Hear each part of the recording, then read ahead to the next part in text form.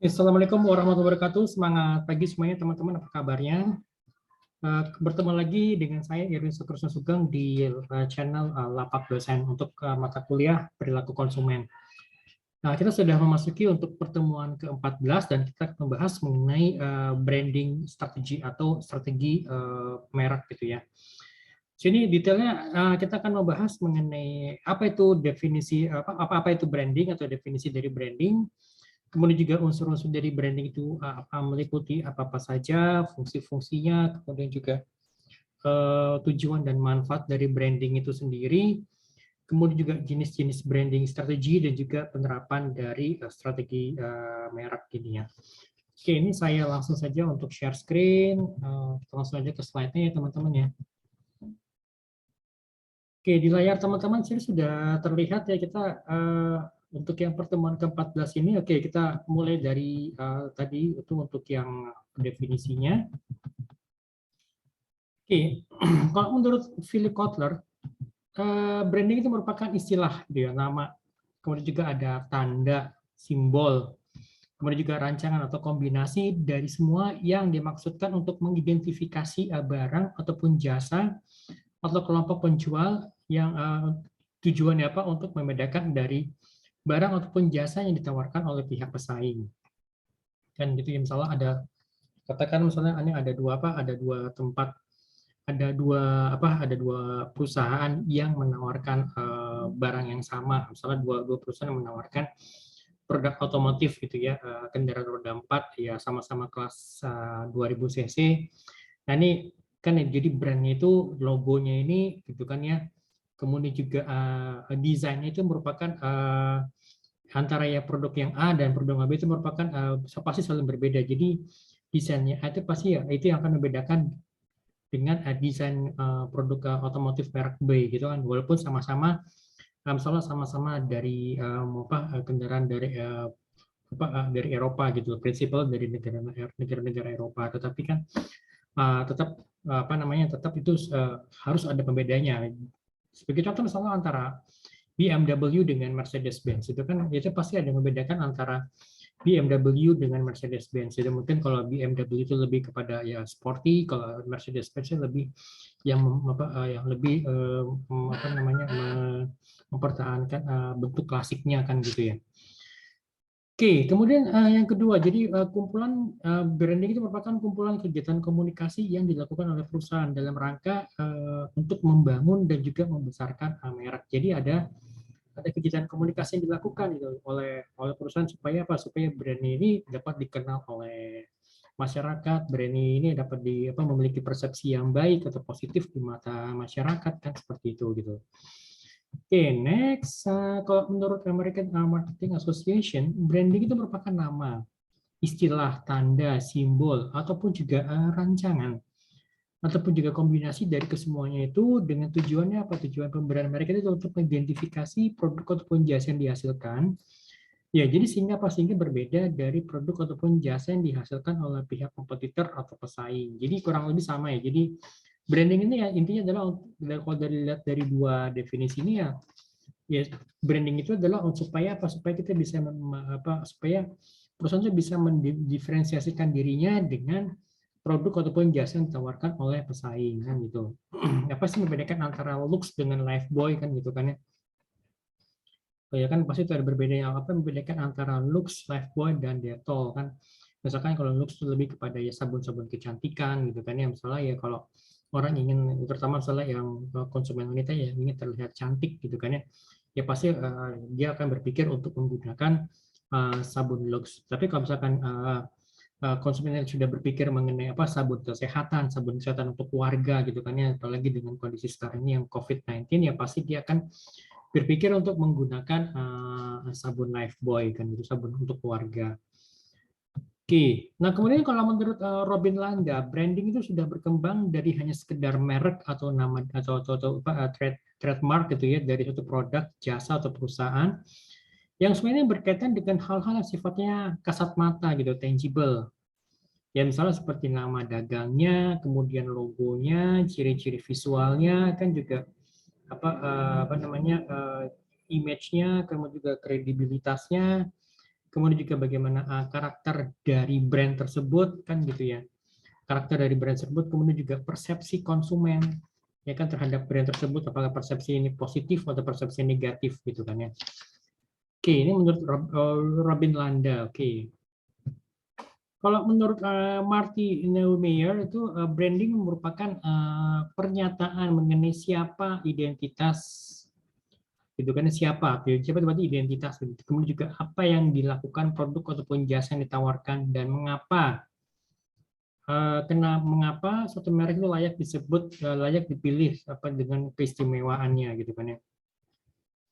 Kemudian juga brand merupakan reputasi merek yang memiliki merek yang dianggap mempunyai reputasi, merek yang menjanjikan sehingga ya publik ini percaya dan publik itu memilih merek tersebut gitu loh.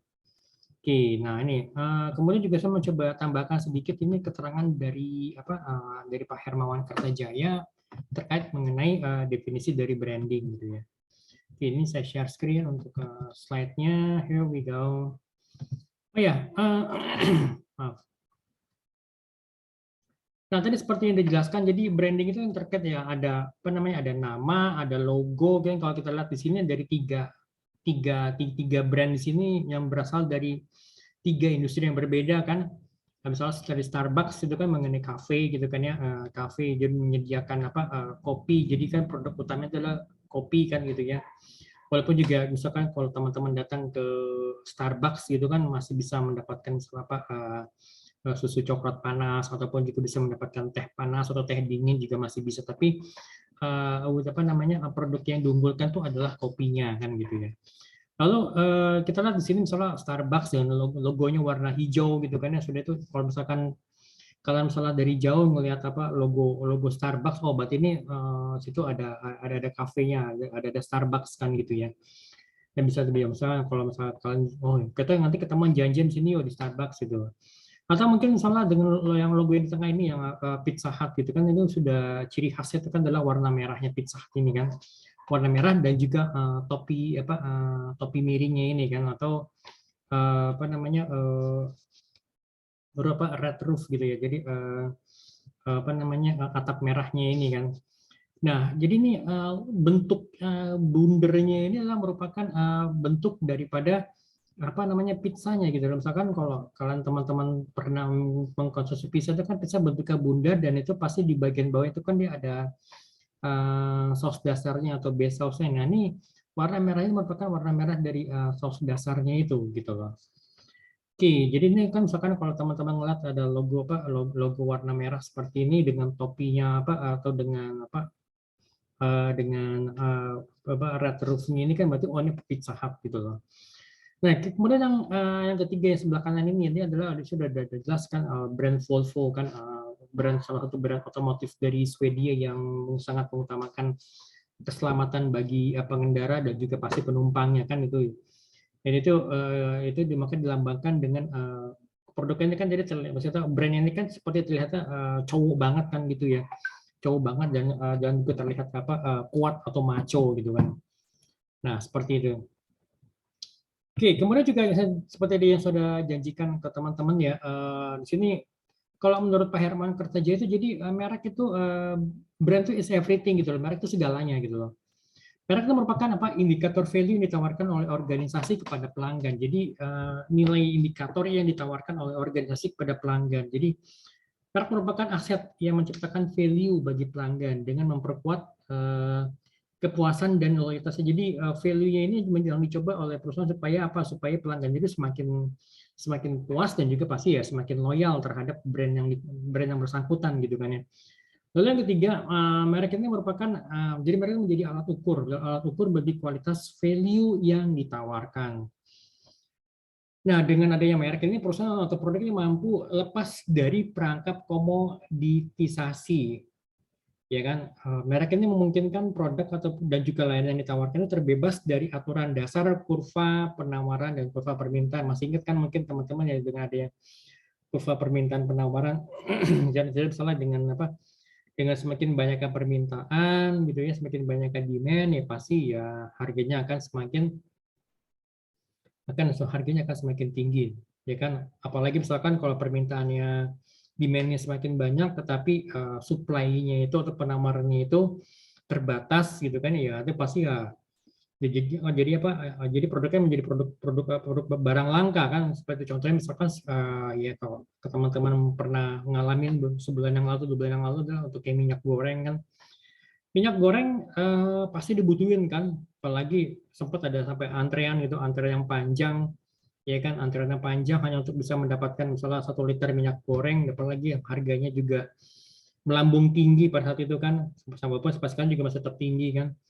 Nah, jadi seperti itu. Jadi ya permintaannya banyak gitu loh. Maksudnya yang nyari itu banyak, tetapi barang yang dicari ini terbatas atau langka atau jarang kan seperti itu. Ternyata beda lagi kalau misalkan apa namanya penawarannya itu banyak. Maksudnya produk ini membanjiri pasaran, tetapi yang nyari itu nggak banyak gitu loh. Ya, bahkan sampai akhirnya ya stok ini numpuk di gudang, stoknya itu numpuk di rak-rak di misalnya rak-rak di supermarket atau mungkin di apa di minimarket gitu loh. Jadi jadi bisa dibilang slow moving nih, kok ini kok barangnya itu kok susah banget dijual gitu ya, walaupun misalnya dikasih promosi gitu kan ya, misalnya apa buy one get one atau misalnya dengan apa purchase with purchase, pembelian dengan pembelian dengan pembelian gitu kan ya. Misalnya dengan belanja minimum 200.000 bisa dapetin potongan harga 50%. Nah, walaupun ya seperti itu, tapi tetap misalnya kalau barangnya nggak mau bergerak, ya maksudnya barangnya itu nggak diminati ya susah gitu kan ya.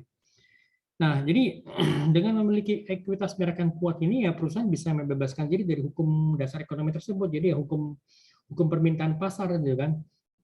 Jadi kita bisa mematok harga yang mengikuti kemampuan value atau customer perceived value-nya itu ditawarkan kepada pelanggan. Jadi kita bisa mematok pada harga tertentu gitu loh. Ya misalkan kalau kalian lihat gula curah gitu karena gula curah, gula putih curah kan yang dengan gulaku gitu kan pasti harganya berbeda walaupun sebenarnya sama-sama produk gula putih, gula pasir kan gitu ya. Karena sudah diberikan brand, sudah diberikan merek gitu ya, berarti ya harganya akan lebih tinggi kan, apalagi misalnya udah dibikinin packaging yang menarik kan seperti itu ya. Jadi ini harga yang dipatok atau harga yang ditentukan itu udah tidak lagi bergantung kepada titik keseimbangan harga dalam kurva permintaan dan penawaran gitu kan. Jadi apa akibatnya? Jadi ya kita tuh bisa menjadi perusahaan yang sifatnya price maker. Kita yang penentu pasar, penentu harga, bukan sebagai price taker, bukan perusahaan yang hanya sekedar ya ngikutin harganya aja gitu kan ya. Oke, next. Brand ini juga merupakan sebuah resultan dari semua langkah yang dijalankan terhadap produk. Jadi pada saat kita kan sudah ngebahas beberapa pertemuan sebelumnya mengenai segmentasi, mengenai targeting, positioning, kemudian juga dengan marketing mix yang produk, price, promotion, place ditambah dengan 3P, misalnya apa people, physical evidence, dan proses kan itu ya ditambah juga dengan strategi selling, strategi penjualan yang solid, yang kuat ya. Sebenarnya ya apa yang kita lakukan adalah untuk membangun dan juga mengembangkan brand gitu loh. Ya kan? Misalnya kan kita segmentasi sudah benar, targetnya segmentasi dan targetnya sudah benar, positioningnya sudah baik di mata pelanggan gitu kan ya.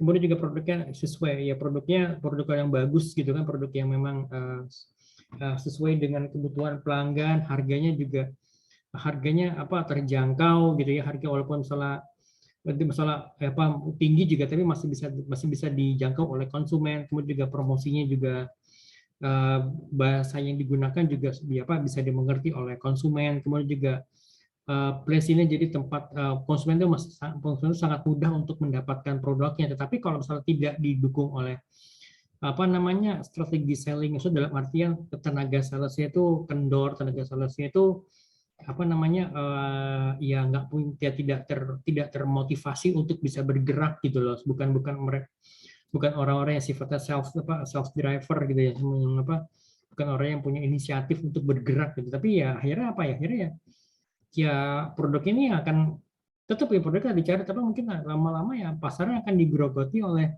pesaing kan gitu ya. Kemudian juga mungkin konsumen berpikir kok kayaknya misalnya tim salesnya kok sombong-sombong misalnya gitu kan, tim salesnya kok pasif gitu loh. Misalnya kalau ditanya kok ya diem aja, ya, dan mungkin bahkan juga mungkin pelanggannya atau konsumennya mungkin harus lebih aktif kan seperti itu. Kemudian juga mereknya terbangun dari semua langkah-langkah yang dilakukan terhadap produk.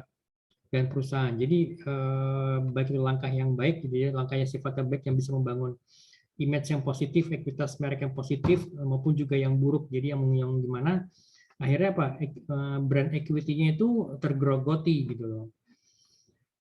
Oke, kalau kita bicara mengenai value, apa sih itu value? Itu value adalah merupakan total gap, total yang kita dapatkan dibagi dengan total yang kita berikan gitu loh.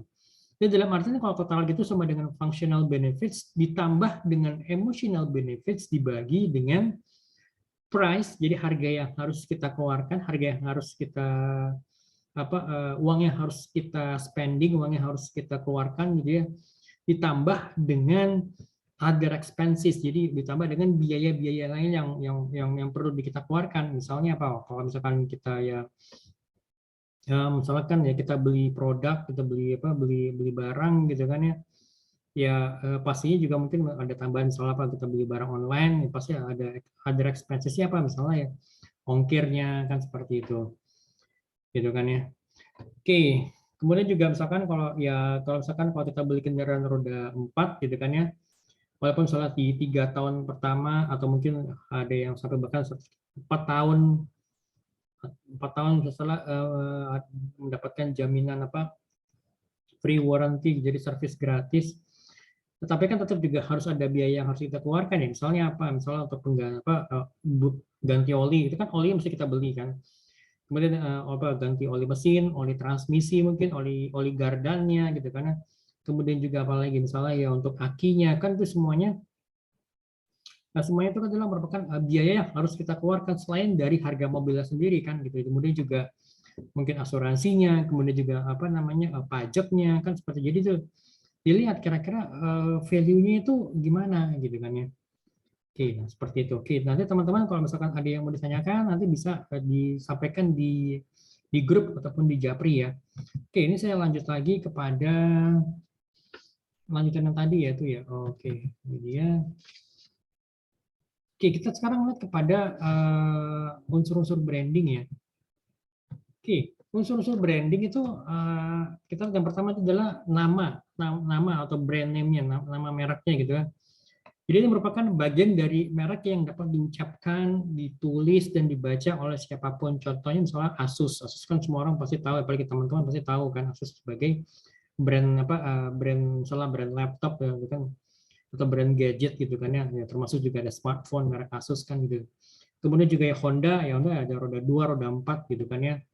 Kemudian juga Lux itu sebagai salah sabun kecantikan, Indomie sebagai mie instan kan gitu ya dengan beragam rasa, kemudian Ciki itu sebagai sebagai snack gitu kan ya.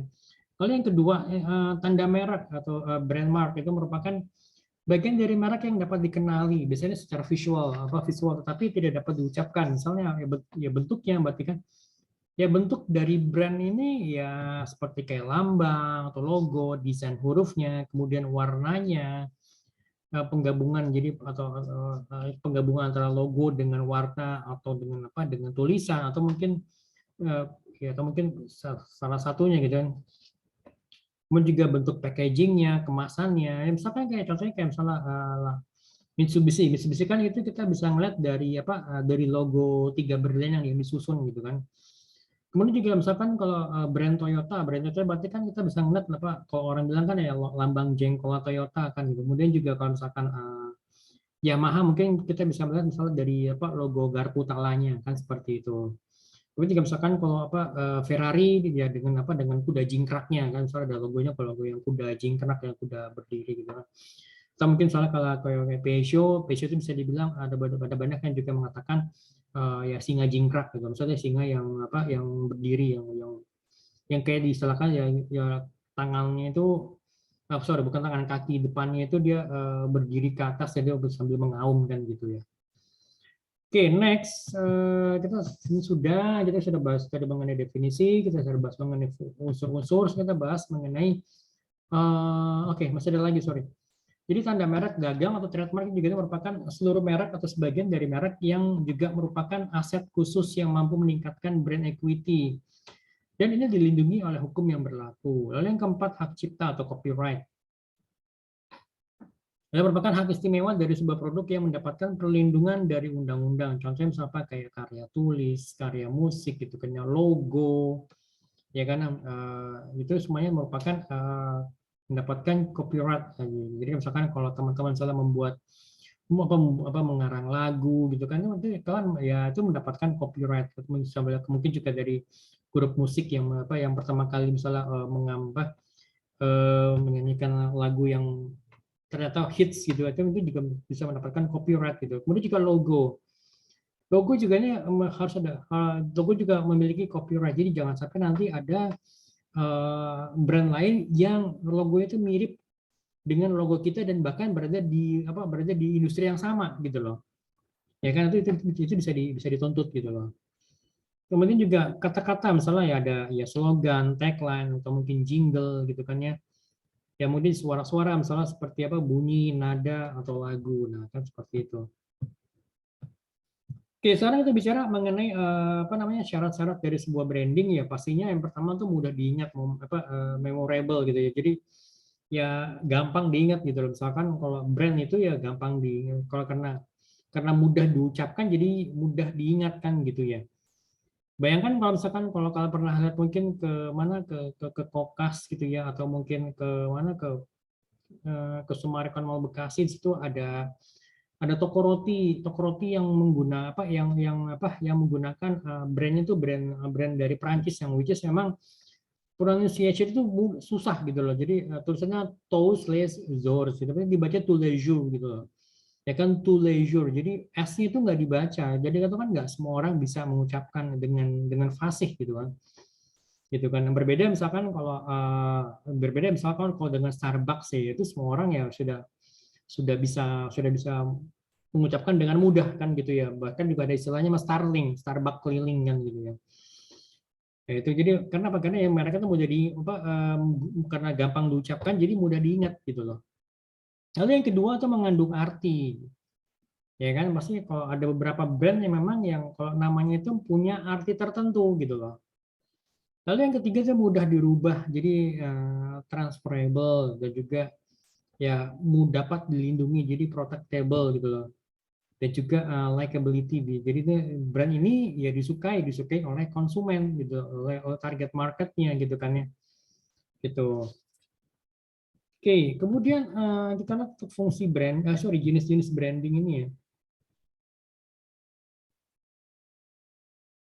Oke, kita lihat jenis-jenis branding ada yang cultural branding, product branding, kemudian personal branding, dan kalian perlu tahu ya bahwa diri kalian itu bisa juga dipromosikan as if jadi nama kalian atau diri kalian itu sebagai sebuah produk gitu loh yang akhirnya ya harus diberlakukan seolah-olah sebagai sebuah brand, sebuah merek gitu loh. Misalkan kalau saya Irwin Sugeng atau Irwin itu orang mengenal saya sebagai apa? Oh, sebagai seorang dosen gitu karena dosen yang juga praktisi. Dulu saya dikenal sebagai, tapi sekarang dulu ya saya dikenal sebagai dosen yang juga sebagai seorang praktisi gitu, ini praktisi marketing gitu kan. Atau mungkin kalau di kantor saya juga sering dipanggil Pak dosen dan itu bisa dibilang sebagai personal branding saya gitu pada saat itu. Bahkan juga sampai sekarang teman-teman kantor yang lama ketemuan atau manggil saya kadang manggil Pak dosen gitu. Bahkan juga ada teman istri saya yang manggilnya lucu sih, malah ayah dosen gitu ya. Nah, tapi ya buat saya sih is okay gitu. Berarti karena apa ini konotasinya positif menurut saya gitu loh. Jadi itu untuk merupakan personal branding gitu. Kalau jadi saya tuh jadi orang tuh ingin mengingat kita tuh sebagai apa gitu loh. Kalau misalnya dosen yang seperti apa? Oh dosen manajemen, dosen yang juga misalnya fasih apa yang juga fasih apa misalnya dengan dalam bidang tertentu, dosen manajemen yang juga fasih apa bicara misalnya mengenai entrepreneurship, dosen juga fasih bicara mengenai IT atau apapun itu kan gitu. Kemudian juga corporate branding yang berarti branding untuk perusahaan, misal seperti kayak apa Indofood Sukses Makmur gitu kan ya. Ya sebagai produsennya Indomie kan ya gitu kan. Itu merupakan corporate branding. Kemudian juga misalnya apa Garuda Indonesia kan Garuda itu juga sebagai corporate branding gitu loh. Kemudian kalau destination branding itu ya berarti tujuan. Misalnya tujuannya ke kota tujuan misalnya ya beberapa misal daerah-daerah yang sudah sekarang ini sudah apa yang jadi tujuan pariwisata menjadi mereka melakukan branding untuk daerah mereka. Oke, sekarang kita coba lihat satu persatu ya, one by one. Here we go. Oke, product branding. Product branding itu merupakan branding terhadap produk ataupun brand yang mampu mendorong konsumen untuk memilih atau membeli produk yang dibrandingkan, yang dipromosikan gitu, selain daripada produk kompetitor. Misalnya apa? Ya tadi misalkan balik lagi misalnya tadi seperti Volvo gitu kan. Apa sih membedakan Volvo dengan Mercedes-Benz kan gitu ya? Walaupun sama-sama dari kendaraan mewah, kendaraan lux gitu ya, yang berasal dari Eropa. Tapi kan yang satu Volvo itu kita bicara mengenai safety kan. Kemudian kalau yang Mercedes-Benz ya kita bicara misalnya bentuknya yang klasik, bentuknya yang tidak akan pernah lekang oleh perkembangan zaman kan gitu ya. Kemudian juga yang memang kendaraan yang misalnya yang nikmat dinikmati yang nyaman dinikmati sebagai, kalau misalnya kita sebagai passenger berbeda ya, kalau nggak salah ada pendapat seperti itu kalau BMW, tapi kalau BMW itu lebih kepada ya kalau kita tuh merasa nyaman pada saat kita misalnya kita mengendarai, kita tuh mengendarai mobil, alias kita yang berada di belakang setirnya gitu. Tapi itu kan persepsi dari konsumen kan gitu ya. Kemudian personal branding, branding yang terhadap personal atau orang untuk memasarkan dirinya, ya kan. Jadi ini biasanya seperti kayak artis atau mungkin ya seperti kayak public figure gitu kan ya, misalnya ya seperti misalnya kayak Sule atau yang artis, atau mungkin juga misalnya siapa lagi Andre gitu kan ya, atau mungkin juga beberapa misalnya seperti Rano Karno yang sekarang dia sudah yang dikenal atau yang diingat oleh masyarakat sebagai Bang Dul gitu misalnya, makanya dia punya namanya kafe itu kafe Bang Dul kan gitu ya. Kemudian juga ya musisi misalnya siapa gitu, atau grup musik, kemudian juga bahkan juga sampai kepada politisi kan gitu ya, politisi, anggota DPR gitu, atau anggota DPRD, mungkin juga para menteri gitu kan ya, pengusaha, bahkan juga mungkin pengusaha yang tadinya pengusaha kemudian juga dia banting setir menjadi politisi gitu kan, bahkan juga sekarang sudah menjadi menteri kan gitu ya. Itu juga dia harus melakukan personal branding. Jadi ya namanya itu harus dipersepsikan positif di mata masyarakat gitu. Makanya sekarang banyak juga misalnya beberapa menteri yang juga cukup aktif melakukan personal branding, masalah melalui sosial media gitu kan, misalnya di YouTube atau mungkin di Instagram kan seperti itu, atau mungkin juga menggunakan media Facebook dan seperti itu. Kemudian juga mungkin juga beberapa menteri juga, atau mungkin gubernur atau pejabat lain yang juga misalnya mereka main di beberapa misalnya di komedi situasi, misalnya seperti di Lapor Pak gitu ya, atau mungkin juga di mana juga salah seperti itu, salah satu gubernur juga yang main di acara di sahur gitu ya. Seperti itu merupakan juga bagian dari personal branding gitu loh. Oke, yang ketiga corporate branding, branding terhadap aspek perusahaan, baik itu untuk produk, jasa ataupun jasa yang ditawarkan sampai kontribusi karyawan di mata masyarakat. Ini digunakan untuk apa? Digunakan untuk mengembangkan reputasi perusahaan di pasar. Jadi supaya brandnya itu brand yang dihasilkannya itu memiliki persepsi yang positif di mata konsumen gitu kan ya. Seperti itu. Jadi jangan sampai nanti ya ada isu-isu negatif yang akhirnya, apalagi misalnya isu ini menerpa kepada perusahaan-perusahaan yang sudah TBK, yang sudah go public, itu akan berpengaruh terhadap harga sahamnya gitu kan. Harga sahamnya menjadi ambruk, jadi drop gitu kan. Mungkin kepercayaan investor sudah mulai berkurang gitu kan ya. Oke, nah seperti itu. Kemudian yang keempat adalah destination branding. Branding yang memperkenalkan produk ataupun jasa, jadi tujuan pada nama lokasi. Jadi misalnya kayak misalnya Yogyakarta, gitu kan ya, itu terkenal dengan gudeg atau bakpianya. Kemudian juga misalnya kayak Bandung misalnya dikenal dengan apa? Misalnya dikenal dengan factory outletnya. Kita dikenal lagi misalnya dengan dengan jajanan kuliner seperti mie kocok atau mungkin Kartika Sari, dan juga misalnya beberapa lagi yang lain yang banyak gitu kan. Oke, kemudian juga cultural branding ini merupakan jadi branding untuk mengembangkan reputasi mengenai lingkungan, mengenai sekelompok orang dari lokasi atau kebangsaan tertentu. Misalnya Indonesia itu dikenal dengan apa sih? Misalnya dikenal dengan budaya yang beragam, gitu kan, dikenal dengan misalnya dengan toleransinya. Itu merupakan bagian dari cultural branding gitu ya. Terus juga misalnya beberapa misalnya seperti kayak batik gitu kan, itu kan dikenal, itu kan sudah diakui kan oleh dunia bahwa batik ini berasal dari Indonesia. Kemudian juga apa angklung kan, angklung itu kan merupakan brand, cultural branding gitu loh, bahwa ya angklung berasal dari Indonesia kan gitu ya. Jadi kita lihat untuk fungsi branding itu apa? Untuk pasti fungsi branding itu sebagai pembeda, ya kan, pasti di awal sudah dijelaskan sebagai pembeda. Pembeda apa sih membedakan antara Mercedes-Benz dengan BMW? Apa sih membedakan antara Mercedes-Benz dengan Audi gitu kan? Walaupun sama-sama dari Jerman gitu kan, produksi dari Jerman gitu kan. Kemudian juga apa sih membedakan antara misalnya apa antara Toyota dengan Suzuki kan? Itu kan pasti ya itu yang itu walaupun apa sih membedakan Toyota dan Suzuki, nah itu kan yang jadi pembedanya Toyota ini apa dibandingkan dengan Suzuki atau dengan merek lain yang berasal dari sama-sama dari Jepang gitu loh, ya kan, seperti itu. Apa yang membedakan Toyota dengan Nissan gitu loh, nah seperti itu. Jadi itu sebagai pembedanya gitu loh. Nah kemudian juga sebagai promosi dan juga daya tariknya ini, jadi ini promosi itu lebih gampang dilakukan dan juga konsumen itu lebih memilih dan juga loyal terhadap brand ataupun jasa yang memang sudah kuat gitu kan ya. Lalu yang ketiga itu membangun image. Jadi brand yang kuat itu akan memunculkan keyakinan gitu ya. Ada keyakinan, jaminan kualitas dan juga prestis. Jadi juga ini bagi bisnis perusahaan gitu ya. Lalu yang itu pengendali pasar. Jadi brand yang kuat itu dapat mengendalikan pasar karena masyarakat itu ya sudah kenal gitu loh. Jadi ya misalkan kalau brand-brand yang kuat ini ya misalnya seperti kayak saya katakanlah misalnya apa?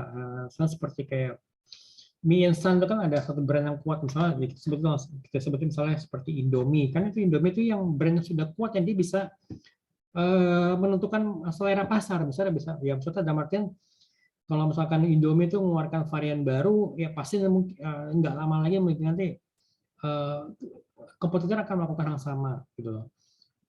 Misalnya Indomie itu melakukan misalnya kegiatan aktivasi ya, berapa brand activation gitu ya. Misalnya apa? Dia misalnya mengadakan misalnya makan mie bareng gitu ya. Makan mie bareng dengan jumlah konsumen yang makan itu yang paling banyak, dan ini dicatat misalnya di rekor muri. Nanti lama kemudian mungkin pesaingnya akan melakukan hal yang kurang lebih sama, mereka akan melakukan kegiatan brand activation mungkin dengan bentuk yang berbeda, yang bisa dibilang bisa juga nanti masuk ke rekor muri, atau mungkin melakukan ya hal yang lebih unik lagi yang mungkin bahkan lebih mudah diingat oleh konsumen gitu kan ya. Oke, tujuan dan juga manfaat dari branding gitu ya. Tujuannya apa sih? Dia pasti untuk membentuk persepsi masyarakat kan gitu ya. Apa sih kalau misalkan kalau kita mendengar brand Toyota, apa sih yang ada di persepsinya konsumen? Apa sih yang terlintas di benak konsumen, kan seperti itu gitu. Kalau saya misalnya kalau teman-teman mendengar misalnya misalnya apa mendengar kata Kompas itu atau brand Kompas, apa sih yang terlintas di benak teman-teman? Pasti kan terlintas misalnya kompas.com, Kompas TV gitu kan ya, atau mungkin toko bukunya, toko buku Gramedia, nah seperti itu kan. Kemudian juga yang kedua itu membangun rasa percaya masyarakat terhadap brand yang bersangkutan ya kan. Ya bagaimana misalnya itu kan supaya branding ini supaya brand ini tetap bisa mendapatkan persepsi yang positif di benak konsumen, itu harus bisa mengembangkan rasa percayanya gitu loh. Jadi dengan melakukan kegiatan-kegiatan tertentu, dengan misalnya tadi brand activation gitu kan, kemudian juga yang salah melakukan promosi gitu seperti itu. Kemudian juga tujuan branding ini adalah untuk membangun rasa cinta masyarakat terhadap brand tertentu ya, pastinya kan, supaya ya semakin cinta ya berarti akan semakin loyal kan, seperti itu gitu. Oke, yang pertama untuk apa itu manfaat branding ini bagi pembeli itu ya si pembeli bisa melakukan bisa menceritakan kualitas dari produk atau jasa yang digunakan ini gitu loh. Si konsumen bisa menceritakan, aduh kalau gue pakai Volvo ya gue merasa nyaman, gue merasa aman gitu, walaupun pergi jauh ya kan, ya walaupun pergi jauh ya keluarga saya merasa nyaman dan aman gitu kan ya. ya kan, aman dan nyaman. Kalaupun suatu terjadi suatu hal yang tidak diinginkan gitu ya, soal tabrakan, ya kan, ditabrak dari belakang, kemudian mobil itu meluncur ke depan, nabrakan di depan, ya kenapa ya keluarga saya atau keluarganya ini masih bisa selamat dan masih bisa keluar dari mobil gitu loh, dalam kondisi selamat tanpa lecet misalnya, seperti itu. Nah, jadi dia bisa cerita seperti itu, walaupun sama mobil gue ditabrak gitu kan, tapi mobil saya masih bisa dipakai untuk jalan gitu ya, ditabrak dari belakang gitu kan, tapi kok yang apa, mobil yang nabrak yang hancur, tapi mobil saya yang ditabrak ya cuma yang lecet-lecet dikit, cuma lampunya doang yang retak-retak. Nah, itu kan berarti kita bicara, saya cerita sebagai konsumen Volvo, saya cerita mengenai kualitas dari produk yang saya pakai kan gitu loh. Oke, ya seperti itu. Jadi ya memberikan juga nilai emosional dan juga ekspresi diri. Jadi ya kalau salah saya menggunakan Volvo, berarti saya sedang mengekspresikan diri saya gitu sebagai laki-laki yang care terhadap keselamatan, laki-laki yang care terhadap kenyamanan bagi keluarga dalam selama perjalanan. Kan seperti itu. Kemudian juga nilai emosionalnya apa? Nilai emosional ya setelah bonding saya dengan ikatan saya dengan Volvo tuh ya erat gitu loh. Ya kalau kemana-mana ya saya pasti menggunakan kendaraan Volvo. Ya kecuali kalau misalnya terkena daerah ganjil genap gitu ya, mungkin saya nggak bisa, maksudnya ya udah berarti saya menggunakan transportasi lainnya, kan seperti itu gitu loh. Oke, yang kedua tuh bagi masyarakat, jadi mutu produk ataupun barang itu pasti ya lebih terjamin dan juga lebih konsisten, ya kan. Kalau ya hanya membedakan misalnya apa antara misalnya mobil saya yang Volvo misalnya dengan LCGC, low cost green car kan gitu ya. Itu pasti kan berbeda kan, walaupun misalnya ternyata mobil saya mungkin lebih boros dibandingkan LCGC, tapi saya tetap merasa bahwa ya Volvo ini masih lebih nyaman, lebih aman kan, seperti itu. Kemudian juga ya mungkin karena saya merasa terlebih terjamin, saya merasa lebih confident menggunakan produk ini gitu lah. Lalu yang kedua, meningkatkan efisiensi pembelian. Karena apa? Karena menyediakan informasi mengenai produk dan tempat pembelian. Jadi kalau bagi masyarakat ya, kalau saya misalnya mau beli mie instan gitu kan ya saya tahu nih saya mesti larinya kemana kan gitu ya. Gitu. Kemudian juga bagi masyarakat juga ya bisa mengetahui dengan meningkatnya inovasi produk baru ya, karena terciptanya keunikan yang baru lagi. Misalnya kalau tadi Indomie ini kan misalnya ada varian baru, Indomie misalnya Indomie rasa rendang, Indomie misalnya rasa mie Aceh, gitu kan, Indomie misalnya rasa mungkin rasa mie bakso, kemudian Indomie dengan misalnya menggunakan bumbu mie kocok. Nah, seperti kan merupakan bagian dari inovasi-inovasi yang baru. Jadi Indomie ini berusaha, misalnya Indofood itu berusaha untuk mencoba menggali apa nih yang ada di beberapa wilayah di Indonesia nih yang misalnya bisa dibilang unik gitu, yang unik dan yang bisa yang bisa dijual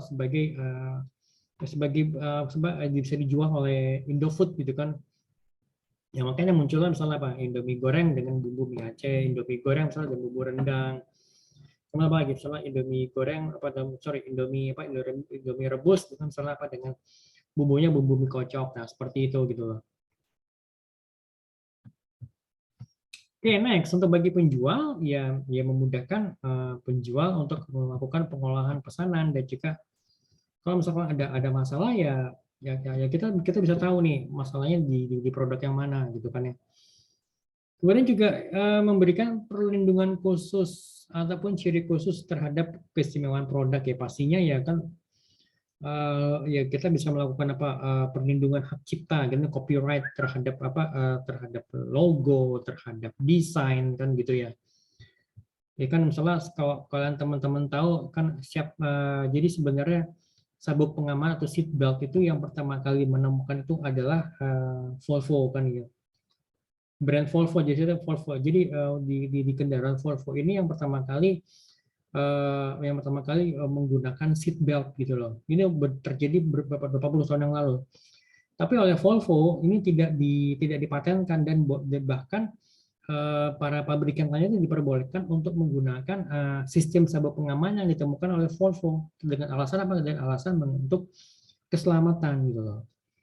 Itu juga sampai sekarang Volvo juga kan masih tetap sebagai tetap sebagai brand yang kuat kan di Eropa, di Eropa, di Amerika juga di beberapa negara Asia yang lain kan gitu. Oke, kemudian juga ya pastinya bagi produsen juga akan sangat mudah untuk supaya kita bisa supaya produsen bisa melakukan kegiatan segmentasi, targeting dan juga segmentasi targeting gitu loh. Juga sampai kepada positioning kan gitu ya. Oke, kemudian juga jenis branding strategi. Jadi ada 5. Jadi product line extension strategy, brand extension, kemudian multi brand, new brand, dan juga co-branding. Oke.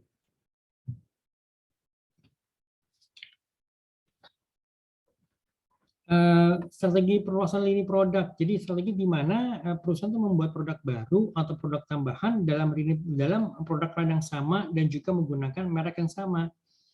Tetapi dengan tambahan ataupun feature tertentu, misalnya dengan bentuk yang berbeda, rasanya tes kandungannya, ukuran kemasannya kan gitu ya, dan juga beberapa yang lain.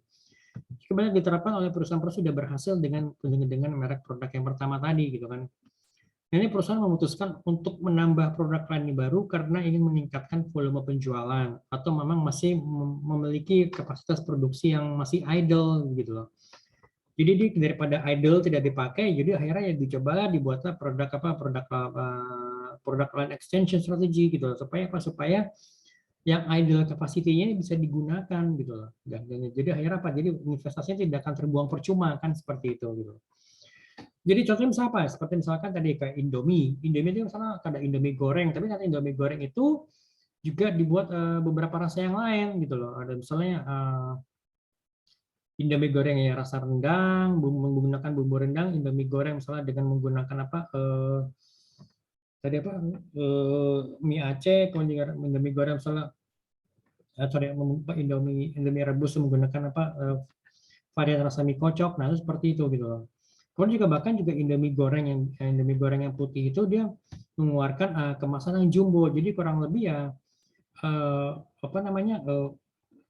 size dari mie instannya itu lebih besar gitu loh. Mungkin cocok bisa dikonsumsi untuk 2 orang atau mungkin bahkan untuk 1 orang yang memang porsi makannya gede kan gitu ya. Oke, next. Ini udah jelas ini tadi ya, contohnya misalnya tadi nih Indomie goreng ayam, juga ada ada misalnya beberapa yang lainnya. Kemudian juga misalnya kalau kalian pernah dengar misalnya ada Rexona, Rexona kan tadinya kan produknya ini kan khusus digunakan atau khusus untuk para cewek kan yang tapi Rexona itu juga dia mengeluarkan mengeluarkan Rexona Foreman gitu kan, Rexona ya untuk laki-laki gitu loh. Ini bisa dilihat di misalnya warna kemasannya warna hitam atau warna cowok kan warna hitam, warna abu-abu gitu kan. Dan juga mungkin kemasan lebih besar dibandingkan misalnya kemasan yang cewek tadi kan, cewek mungkin warnanya pakai warna pink gitu kan, dari aromanya juga berbeda kan, menggunakan aroma yang khusus untuk cewek gitu kan ya. Tapi kalau cowok kan pasti aromanya akan berbeda ya, sesuai dengan target market yang cowok ini kan, misalnya aromanya yang lebih macho, mungkin yang lebih strong kan seperti itu. Lalu yang kedua, strategi perluasan merek. Kalau tadi kan product line extension, kalau sekarang ini strategi perluasan merek. Jadi strategi perluasan merek itu ya saat di mana perusahaan memutuskan untuk menggunakan merek yang sudah ada, yang memang sudah berhasil di pasar, yang digunakan sebagai merek atau merek produk baru dalam lini produk yang berbeda. Jadi manfaatnya apa? Supaya proses pengenalan produk ke pasar akan lebih mudah karena brand atau mereknya sudah dikenal oleh konsumen gitu kan ya. Contohnya apa misalnya? Kita bicara dulu misalnya untuk keuntungannya apa? Jadi biaya untuk mengenalkan merek ini jadi lebih kecil. Kenapa? Karena sebenarnya konsumen sudah lebih aware, sudah lebih sudah tahu, sudah pernah mendengar brand tersebut atau bahkan sudah menggunakannya sampai sekarang gitu kan. Nah, biaya promosi juga pasti akan berkurang karena apa? Karena brand awareness sudah tinggi, kemudian tingkat kepercayaan konsumen terhadap produk baru juga sudah kuat gitu. Contohnya apa? Misalnya merek Dove. Nah, sampo Dove, kemudian ada lagi sabun mandi Dove, kemudian juga merek Lifebuoy. Lifebuoy yang tadinya mereknya merek sabun, tapi sekarang digunakan sebagai merek sampo kan gitu ya. Oke, gitu. Nah, oke, next. strategi banyak merek atau multi brand strategy. Jadi strategi multi brand ini di mana perusahaan menggunakan banyak merek untuk setiap produknya dalam kategori produk yang sama. Alasannya apa? Yang pertama, perusahaan tetap dengan merek yang sudah ada. Maaf. Dan yang kedua, keinginan memperluas lini produk menggunakan merek yang baru. Kemudian perusahaan ingin menciptakan second brand dengan maksud untuk melindungi merek yang utama. Jadi supaya apa? Supaya merek ini tetap bisa bertahan. Dan nanti jadi dia prinsipal itu dia membuat brand baru yang digunakan untuk menghajar kompetitor. Nah, seperti itu gitu loh. Lalu yang berikutnya itu adalah strategi merek baru atau new brand strategy. Jadi ini ya pakai merek baru gitu loh. Jadi dengan menggunakan merek yang sama sekali baru, jadi kalau misalkan terjadi product failure gitu ya, kegagalan produk, merek-merek yang sudah ada tuh ya tidak akan terpengaruh sama sekali. Jadi ini ya sebagai fighting brand tadi nih kan, jadi konsekuensinya biaya pemasarannya cukup tinggi karena kita harus memperkenalkan brand yang baru. Bahkan apalagi ketika melakukan edukasi pasar, kita mesti mengkomunikasikannya lagi, gitu kan.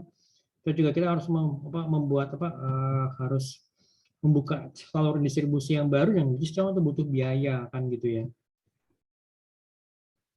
Strategi merek bersama atau co-branding. Jadi ini penggunaan dua merek untuk satu produk dan biasanya digunakan disebut juga dengan kerjasama branding. Ini pernah saya jelaskan pada beberapa pertemuan sebelumnya ya. Kemudian juga ada strategi yang ditempuh perusahaan untuk mendapatkan kekuatan dari masing-masing merek tersebut gitu ya.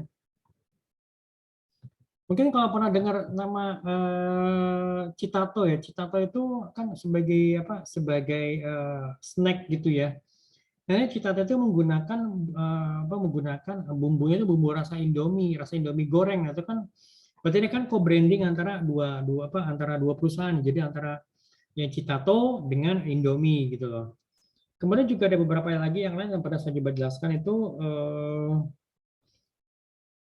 misalnya antara Citylink dengan Garuda Indonesia. Misalkan kan dituliskan salah Citylink by Garuda Indonesia. Nah, seperti itu merupakan walaupun sebenarnya kan awalnya kan Citylink ini sebagai merupakan bagian dari Garuda Indonesia, tapi sekarang kan di split off, misalnya di anak perusahaan berbeda. Jadi akhirnya ya yang berbeda. Kalau Garuda itu yang memang full service airlines.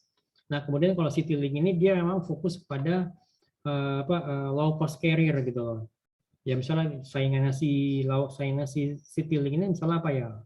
Lion Air, kemudian juga Sriwijaya Air gitu. Dan berbeda kalau Garuda yang tetap dia fokus pada full service airlines ini gitu loh. Oke, next. Penerapan branding strategi. Yang pertama, yang menggunakan logo yang sesuai. Ya kan, kemudian juga pesan pada brandnya, kemudian juga integrasi brand, pesan yang sesuai, soft campaign, dan juga sampai kepada masalah konsistensi. Yang pertama adalah mengenai logo yang sesuai, logo yang unik dan sesuai itu akan mencerminkan image produk supaya logonya ini selalu lekat dalam ingatan konsumen. Ya, kalau tadi balik kepada logonya Starbucks kan itu, dia kan warna hijaunya kan warna hijau yang bisa dibilang unik ya, baru ya kan warna logonya bundar, kemudian pakai dominan warna hijau, ada tulisan Starbucks menggunakan font warna putih, kan seperti itu. Kemudian juga misalnya tadi brand logonya Pizza Hut yang bundar gitu kan ya sesuai dengan bentuk produk pizzanya yang bundar, kemudian juga ada warna merah sebagai representasi dari warna sauce base-nya, kemudian ditambahkan logo red roof-nya itu kan logo topi merahnya, logo topi merah berikut dengan brandnya Pizza Hut gitu loh. Jadi logo ini ya bisa ditempatkan pada setiap marketing material, misalnya seperti kemasan produknya, kemudian juga atau mungkin pada misalnya di sosial media, atau mungkin di mana di banner, atau mungkin di flyer, kemudian juga misalnya di beberapa tempat yang lain juga tuh yang memang ya harus ditempatkan sesuai dengan ada aturan-aturan yang berlaku kan gitu ya. Sampai nanti logonya jadi terlihat gepeng, atau mungkin logonya terlihat kok kayaknya tidak proporsional bentuknya. Nah, itu perlu diperhatikan gitu ya. Oke, next. Ya, brand juga memiliki pesan gitu. Jadi dengan apa? Dengan menggunakan tagline yang singkat. Jadi misalnya apa? Misalnya seperti ke teh botol itu ya apapun makanannya, minumnya teh botol sosro. Kemudian juga misalkan kalau ya kayak kampus kita ini BS itu tagline-nya kan kuliah BSI aja dan gitu. Jadi dalam hal ini ya teh botol sosro dan juga kampus kita itu ingin mendorong konsumen supaya percaya dengan produk atau jasa yang ditawarkan. Jadi misalkan kalau Tebak Sosro yang mengatakan lo boleh makan apa aja gitu kan, mau makan apa aja boleh, mau soto, mau nasi goreng gitu kan, mau makan yang berat, mau makan yang ringan, ya kan, tapi minumnya ingat, minumnya pakainya teh botol sosro kan gitu ya, kan seperti itu misalnya mau makan mie ayam ya minumnya teh botol sosro gitu kan. Dan misalnya kalau makan nasi goreng gitu ya minumnya teh botol sosro. Bahkan juga saya sempat kenal dengan salah satu atasan, jadi kalau dia mau minum pada saat itu udah lama nih kejadian tahun tahun awal tahun 2000. Jadi kalau kemana-mana, kalau misalnya dia mau minum, gitu, itu ya, maksudnya kalau dia mau minum gitu ya, ya nyarinya teh botol sosro yang memang masih kemasan-kemasan beling pada saat itu yang dia misalnya dia berhenti turun dari mobil kemudian lari ke warung nyari teh botol. Teh botolnya pakai misalnya teh botolnya yang dingin pakai dinginnya pakai es gitu ya. Nah seperti itu gitu loh.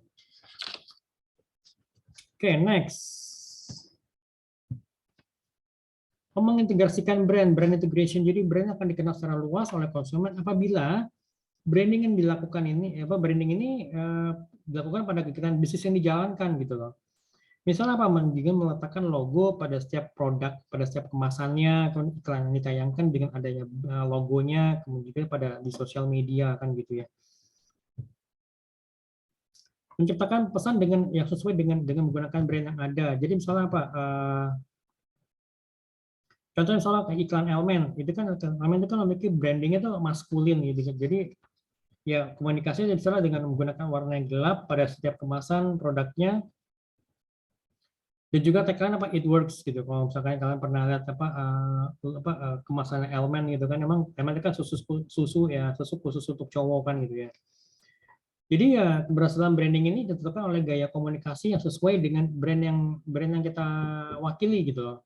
Misalnya kalau Elmen ya berarti kita bicara mengenai mengenai segala sesuatu sifatnya cowok, misalnya dengan gaya-gaya maskulin kan gitu ya. Ya kan, kemudian tagnya juga mengatakan it works gitu loh. Maksudnya ya kalau lo minum Elmen ya lo bisa mendapatkan misalnya bisa dapatkan misalnya body yang kekar, kemudian misalnya bahkan sampai kepada perut yang six pack gitu loh. Kemudian juga melakukan soft campaign. Soft campaign ini dilakukan di media online maupun juga media offline. Jadi soft campaign itu isi itu ya berisi mengenai brand yang coba kita ingin kenalkan gitu ya, supaya konsumen itu bisa teredukasi dan juga bisa menciptakan image yang positif di benak konsumen gitu kan ya. Jadi ini ya bisa diantara menggunakan media sosial, dianggapnya karena efektif. Karena apa? Karena jangkauannya lebih luas dan juga bisa terukur, kita bisa ngelihat, bisa mengetahui berapa banyak yang melakukan klik gitu ya. Kemudian juga ada berapa banyak yang misalnya mungkin melakukan pemesanan, dan juga pastinya biayanya relatif terjangkau. Konsisten. Jadi ini branding strategi juga tuh harus dijalankan secara konsisten. Dengan sifat konsistensi ini ya konsumen tidak akan dibuat bingung saat berusaha memahami suatu brand tertentu. Oke, itu aja dari saya, teman-teman. Kalau misalkan kalau ada yang mau ditanyakan, kalau ada yang mau disampaikan, saya bisa lewat Japri atau di grup juga boleh. Dan juga bagi teman-teman yang memang belum mengumpulkan tugas, masih bisa diterima ya teman-teman. Sekali lagi saya ingatkan ya, masih ada beberapa yang masih belum tugas-tugasnya masih belum lengkap gitu ya. Oke, itu aja dari saya untuk pertemuan ke-14. Kita ketemu lagi minggu depan. Terima kasih banyak. Assalamualaikum warahmatullahi wabarakatuh.